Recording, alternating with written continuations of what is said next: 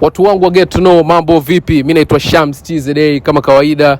Hii ni Get to Know, na leo kwenye Get to Know na kusogezea kwako mtangazaji nguli na mwanamuziki pia wa hip hop Adam Mchomvu. Tumeanza kumsikia kitambo sisi toka tunakuwa. Leo nakusogezea hapa kwenye Get to Know. Nataka kujua vitu vichache sana kutoka kwake ambavyo nahisi pia hata wewe unatamani kufahamu kutoka kwake. Adam Mchomvu ana album yake mpya inaitwa Suspension, ni EP mixtape by the way, inaitwa Suspension. Kuna mikwaju 14, lakini nimeona mkwaju ambao mimi umenikosha na umenivutia ni Show Love ambao amefanya na Ibrada Hustler na Marine Explactors. Dada ambaye anafanya poa. Hivi mambo vipi brother Adam?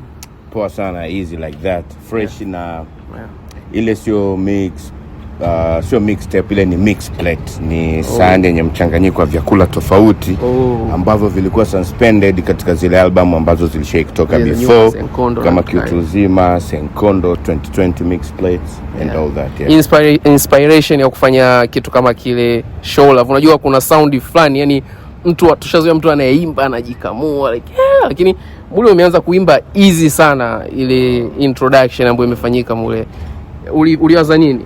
Ile kunayo kwaya fulani ya zamani iliimba hiyo, katika viumbe vyote vilivyoumbwa binadamu kaumbika kuliko wote.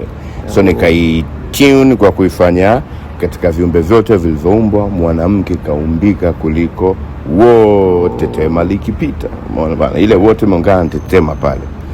So ndio ikawa hivyo. Inspiration ni kusifia tu watoto wa kike, kufanya wajisikie vizuri, sababu bila wao inakuwa ngumu sisi kufanya vitu clean na vitu kama hivyo. Kwa hiyo that's a beautiful inspiration. Shout out to my brother Ibrada Hustler.